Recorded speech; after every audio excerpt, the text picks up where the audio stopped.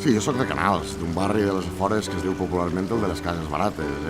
Canals era un poble molt republicà als anys 30. Ma mare, a la que ens semblen algunes coses, era una dona oberta, treballadora, que estimava molt els seus. És això que diuen una mare marota, que sempre es preocupava per allò de no claves en líos, Però amb 10 anyets, acabava de morir Franco, gràcies a Déu, me'n vaig anar a estudiar a Interna Xest en plena efervescència de moviments antifranquistes. Els meus amics d'aleshores sempre em recorden, si tu ja feies mítings i assemblees als 15 anys. Vaig tornar a Canals a fer el COU i allí vaig conèixer aquells curas rojos activistes i també a sindicalistes d'escortidors que eren de la CNT. Ja en l'any 85, en el moviment Defensa de la Terra, vaig estar tancat 72 hores, d'on vaig eixir sense fiança ni càrrecs. Eren moments en què la pressió policial contra l'independentisme era molt forta.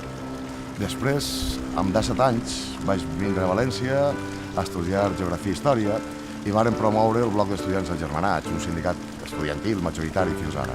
I també és en aquesta època quan apareixen en la meva vida persones com la Teresa, la meva dona i companya, o l'Eliseu Climent, que el vaig conèixer per un treball que em comprà sobre història contemporània del País Valencià. Uns dinerets que em vingueren molt bé, perquè fins i tot vaig poder plantar amb ells 5 fanecades de cacau per treure'm algun duret.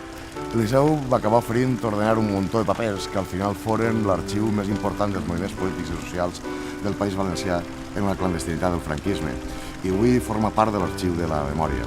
Anys després, ja com a gerent d'Acció Cultural del País Valencià, el 6 de maig del 95, farem la gran manifestació de València i crec que no em recordava una de pareguda des de l'època de l'Estatut. De fet, jo crec que la gent que ho recorda va ser una manifestació molt emocionant, no? I agafarem força amb el Bloc de Progrés, Jaume I, que es va implantar a quasi tots els pobles del País Valencià, i en aquesta sessió vaig posar-me, com deia el meu amic La Bordeta, el país en les sabates, el vaig recórrer tot de dalt a baix. Però el 98 alguna gent pensem que el que toca era fer política, d'esquerra i de la terra, i després d'unes coses i altres que no quallen, l'any 2000 fem Esquerra Republicana al País Valencià, un projecte molt il·lusionant. I mira per on, 4 anys després, Esquerra al Principat decideix posar un valencià a les llistes per Barcelona, el que em converteix en el segon diputat valencià independentista des de l'època republicana. El País Valencià tenia veu pròpia. Allí en la tribuna a Madrid es parlava del camp i del tren Gandia-Dénia, del corredor mediterrani, però la feina estava així. Portava pel cap fer una Ganafarro avall a la valenciana, un verdader moviment entre tots per taure a la dreta. Perquè la gent està eixint al carrer, per la TV3, per la corrupció i per moltes coses.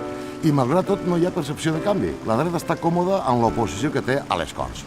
Dóna compte que Esquerra és el partit al que més han agredit en aquesta legislatura, amb bombes i tot, i no estem ni al Parlament, perquè Esquerra es molesta, perquè volem que els nostres impostos estiguen a casa, en les nostres caixes, i preus dignes per al camp perquè el llaurador està esperant que pedregui, perquè exigim un turisme identitari i no de fum, i una societat laica i en escoles en valencià i sense barracons, perquè no volem hospitals privats com el de Manises o el de la Ribera, perquè no volem un govern amb mans brutes. Nosaltres som, per a eixa dreta, los rojos separatistes que et diuen a tots aquells que es manifesten. En aquestes eleccions som el vot útil, perquè representem tot el contrari a eixa colla, i perquè un vot només, un vot a Esquerra fot la dreta.